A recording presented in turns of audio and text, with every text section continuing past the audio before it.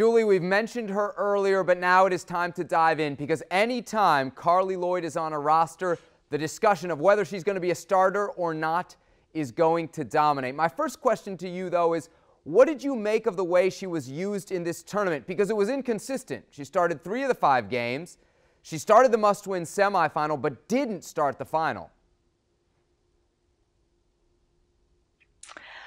It was inconsistently consistent, though. That's how he started. Vlatko started every game. He made 6, 7 changes. And so I think they actually went into this tournament and said, here is our preset lineups. This is how we're going to rotate, obviously depending on injuries and how people are feeling. But it was clearly about managing minutes. Having said that, with only 1 goal out of 25 scored for the United States, that's not a number that Carli Lloyd is going to be proud about. I know Carli well, and she is very driven, as we will talk about. She wants to be scoring goals. She recognizes that is her #1 duty in that high number 9 position. And she did play some good balls in, of course, but it wasn't Carli Lloyd that we had seen coming in to the World Cup and then directly after in the Victory Tour, for sure. You mentioned the managing of minutes. The final played about 42, something like that, hours after the semifinal, thanks to CONCACAF. Carli Lloyd being 37 years old makes a lot of sense that they would be at least monitoring how much minutes she was playing in short order. As of right now, Julie, do you think she's in Vlatko's starting 11? I do think she is still in that starting 11, and she deserves to be in that starting 11. But I do like the approach that Vlatko is using, and that is to say, okay, here are your minutes. I'm giving you your minutes. Show me what you can do with them. And if she continues not to get on the scoreboard, then that's a different conversation that he's going to have with her, because I think then she comes back into that role of, maybe it's best to use you coming off the bench. Maybe it's best to use you in 35, 45-minute blocks. But I think she has played well enough this year to deserve another opportunity at that number 9 for sure. And we know the consistent with Carli is she knocks in goals, and she knocks in big goals and big moments, and she wants that pressure. So I know she's going to walk away from this CONCACAF tournament thrilled that the U.S. team got in, but entirely frustrated that she only got 1 on the board for the United States. You happen to mention that you know Carli pretty well. You did a great interview on your podcast, Laughter Permitted. I think it was back at the end of 2019. It's over an hour-long interview, but I've picked 10 seconds because that's how I do things.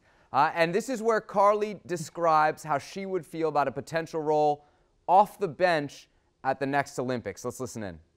You don't think you would do another Olympics if you're coming off the bench? No, because I honestly believe that I deserve to be out there, and I'm good enough to be out there. Well, Julie, you can't fault her honesty. Certainly, that doesn't sound like a player that would be happy to come off the bench, at least to me. What about to you? Well, she goes on to say, Sebby, if you had taken another 10 seconds, that she actually, because I said, well, wait, you would give up the Olympics at 38 years old if you were not starting. And she backed off that a little bit. She said, you know what? It depends how the message came from the coach. And here's what you see and what I see, and I think what the fan and viewer sees in Carli Lloyd right now. She has a new lease on life. She said that. She feels refreshed. She feels confident and optimistic and all these wonderful things because she has responded to the coaching change with Vlatko and has really liked what she's hearing. She's liked that she's starting. Of course, that comes because Alex Morgan is pregnant at the moment, and so you didn't have that starting debate. But so she says she doesn't want to necessarily play in the Olympics if she's coming off the bench, but then she goes on to say it depends what the message is from the coach. And I think that's just something that is a wait and see. It's going to be a situation where he's going to play her as much as he sees. If she's performing, he's going to play her. I don't think he sees an age. He sees a competitive, feisty fighter that scores big goals. He's not even going to look at that age. But if then she starts to slow and shows her wear and tear, then that conversation changes. And I think he's the perfect person, actually, because he's so good at these conversations in player management, to say to her, I don't think we're there. I think we're at 35, 45 or whatever the minute capacity he thinks is. And then it's going to get interesting. But I think she respects him enough that she would take that role if it was with Vlatko. Behind Alex Morgan, is she the next best number 9 in the American player pool? At the moment, I think yes.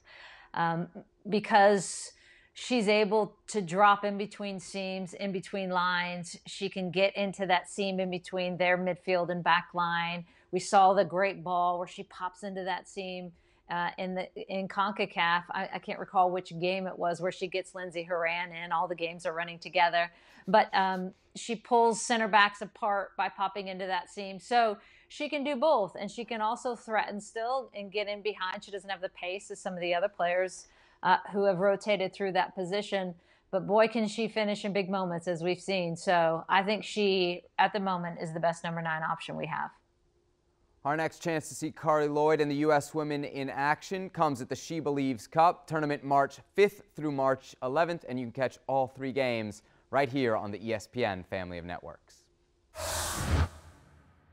Thanks for watching ESPN on YouTube. For more sports highlights and analysis, be sure to download the ESPN app, and for live streaming and premium content, subscribe to ESPN+.